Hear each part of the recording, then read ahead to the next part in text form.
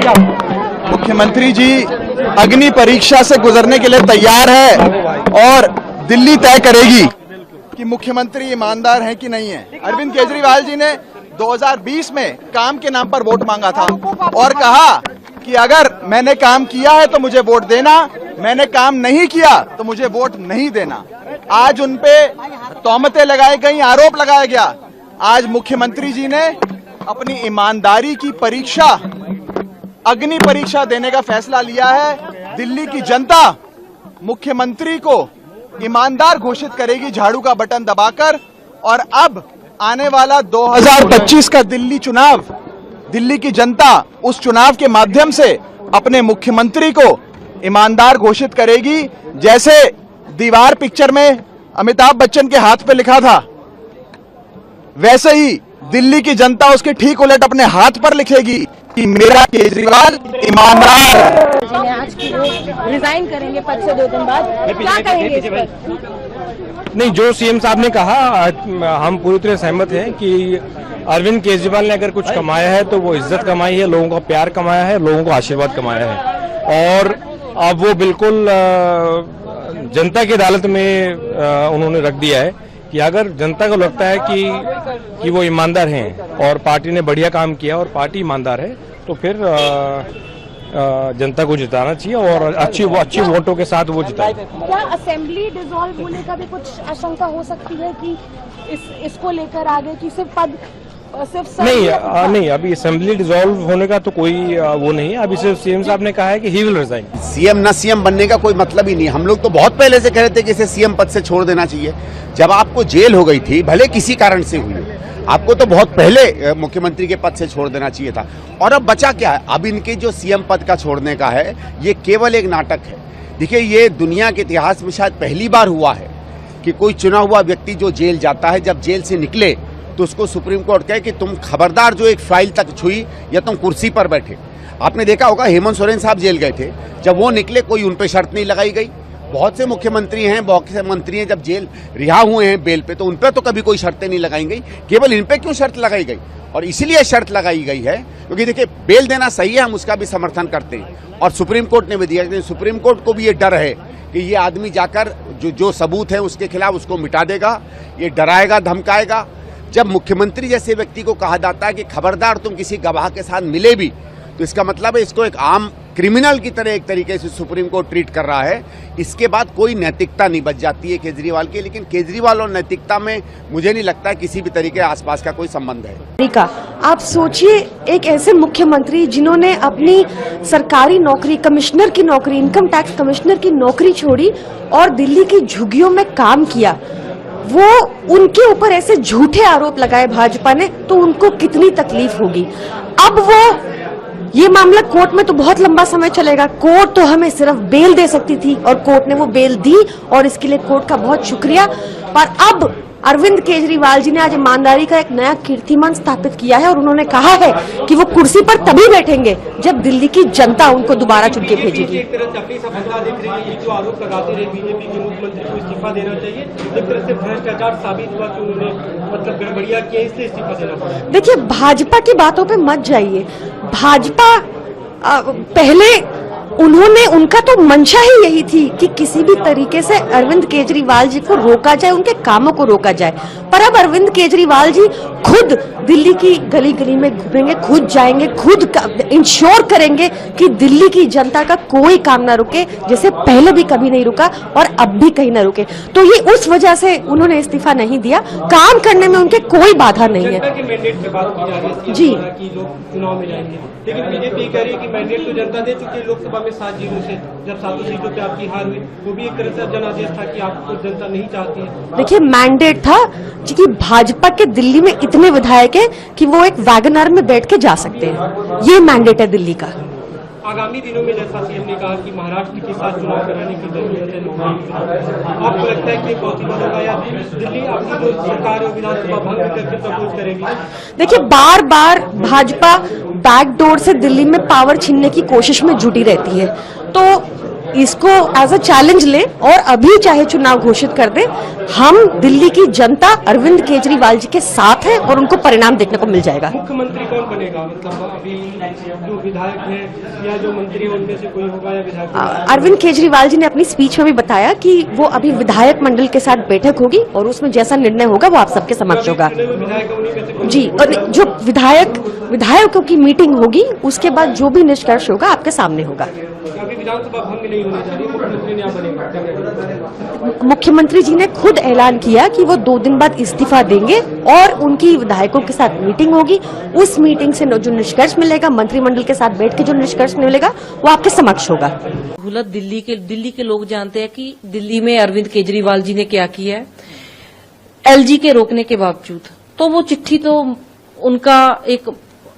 उनका पता ही है कि एलजी ने क्या करना है। उन्होंने जिस तरीके से जवाब दिया कि दोबारा चिट्ठी मत लिखना, नहीं तो आपको घर वालों से मिलने नहीं दिया जाएगा।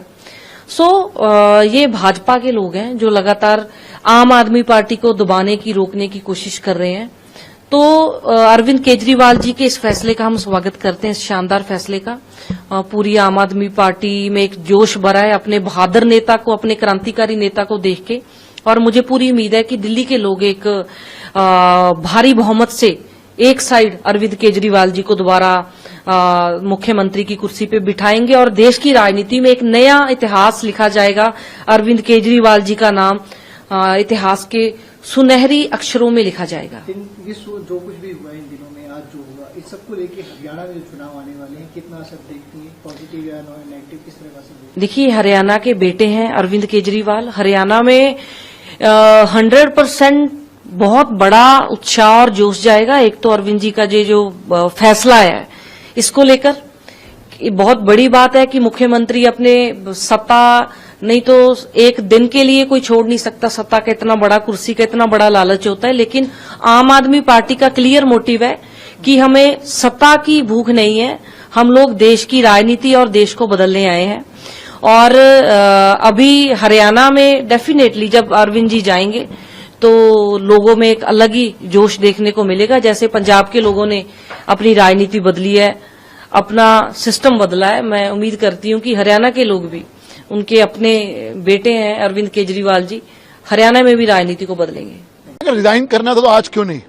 ये जो ड्रामा है कि हम जनता से पूछेंगे, सवाल आज ये है कि दिल्ली की जनता और हिंदुस्तान की जनता एक सवाल पूछ रही है कि आप जब कोर्ट का फैसला आ गया कि आप जा नहीं सकते, सेक्रेटरीट नहीं जा सकते, आप फाइल साइन नहीं कर सकते, तो आपका औचित्य क्या है मुख्यमंत्री पे पद पे बने रहने का? आपने जेल में थे तब आपने रिजाइन नहीं किया, मॉरलिटी की बातें करते हो। आज जब सुप्रीम कोर्ट ने साफ कह दिया कि आप सचिवालय नहीं जा सकते, आप फाइल साइन नहीं कर सकते, आप बेल पे मुख्यमंत्री हैं, आप एक्विटेड नहीं हुए, आप एक सजा याफ्ता, अब आप एक जो ट्रायल पे मुख्यमंत्री हैं, एक ट्रायल चल रहा है, आपको मुख्यमंत्री हो। इसलिए मेरा मानना यह है कि अगर ड्रामा जो करना था, जो आप ड्रामा कर रहे हैं कि मैं रिजाइन 48 घंटे के बाद जनता से पूछ के करूंगा, आप अगर सीरियस थे, आप दिल्ली की जनता की आवाज सुन रहे थे, तो दिल्ली की जनता तो साफ कह रही है कि आपको रिजाइन करना चाहिए था बहुत पहले। आज रिजाइन क्यों नहीं करा है, सवाल ये है। उन्होंने कहा कि कुछ लोग कह रहे हैं कि मैं काम नहीं कर पाऊंगा बिकॉज ऑफ कोर्ट का रेस्ट्रिक्शंस है, उसकी वजह से। लेकिन मैं चाहूंगा कि इलेक्शन कमीशन से मैं अनुरोध करूंगा कि महाराष्ट्र के साथ ही दिल्ली का चुनाव हो, साथ में हो और जल्दी से जल्दी। 6 महीने से आज जब वो जेल में थे तब उनको दिल्ली के कामों की याद नहीं आई है। दिल्ली का काम ठप है, दिल्ली में जो विकास है वो हो नहीं रहा है, कोई बैठक नहीं हो रही है, कुछ नहीं हो रहा है। उसके बाद आपने रिजाइन नहीं किया है। आज चूंकि सुप्रीम कोर्ट का वर्डिक्ट आ गया है कि आप कोई भी बैठक नहीं कर सकते हो, तो आपका मुख्यमंत्री पद पे बने रहने का कोई औचित्य नहीं है। ये साफ साफ दर्शाता है। इसलिए जो ड्रामा है कि मैं लोगों से पूछूंगा चुनाव जल्दी हो जाए, भारतीय जनता पार्टी चुनावों के लिए तैयार है। इलेक्शन कमीशन को फैसला करना है कि कब चुनाव होंगे, आज होते हैं, कल होते हैं, अपने टाइम पे होते हैं, जब भी चुनाव होंगे भारतीय जनता पार्टी चुनाव के लिए बिल्कुल तैयार है। और हमें पूरा यकीन है कि 25 साल का जो एक वनवास था दिल्ली की जनता ने, जो एक है कि तीसरी बार एक बार फिर हम मुख्यमंत्री भारतीय जनता पार्टी का देखेंगे। उन्होंने कहा कि जहां जहां भी बीजेपी हारती है वो सभी मुख्यमंत्रियों को परेशान करती है, उसके ऊपर झूठे केस डालती है, जेल में डालते हैं। एग्जाम्पल दिया ममता बनर्जी का, हेमंत सोरेन का, खुद का अपना। देखिए, ये सिर्फ ड्रामा है और कुछ नहीं है। लोकतंत्र खतरे में जब आ जाता है, जब आपके कोर्ट आपके खिलाफ फैसला देता है, लेकिन वही लोकतंत्र की जीत होती है जब आपके पक्ष में फैसला होता है। इसलिए मेरा मानना ये है कि सब कुछ है, ये सिर्फ ड्रामा है।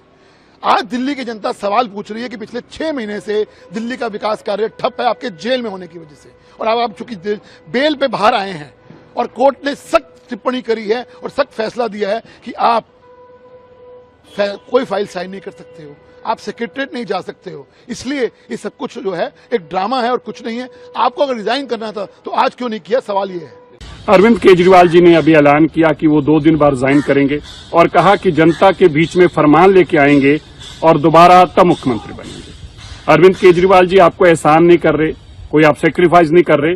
मानयोग सुप्रीम कोर्ट ने आपकी जमानत में लिखा है कि आप मुख्यमंत्री कुर्सी से दूर रहेंगे, कोई फाइल साइन नहीं कर सकते, इसलिए आपके पास विकल्प नहीं है।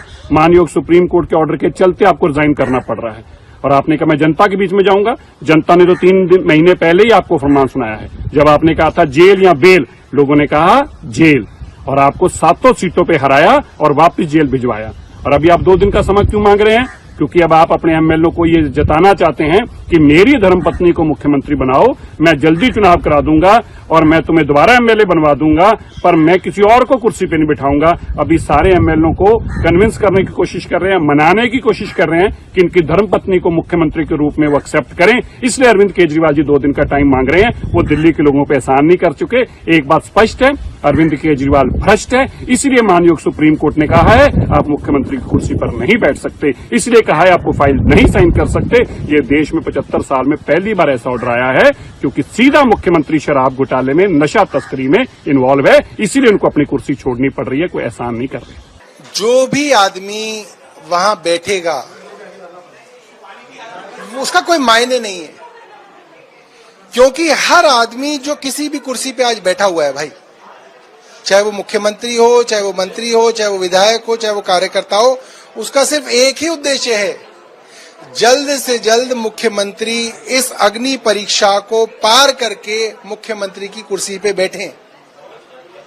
ये मकसद सिर्फ ये है कि नवंबर में तुरंत चुनाव कराए जाएं और अरविंद केजरीवाल जी की जो कुर्सी उन्होंने खुद त्याग दिया है, उस कुर्सी पे जनता कहे कि हम मानते हैं कि अरविंद केजरीवाल ईमानदार हैं, हम भारतीय जनता पार्टी की साजिशों को समझते हैं और अरविंद केजरीवाल मुख्यमंत्री दोबारा बने।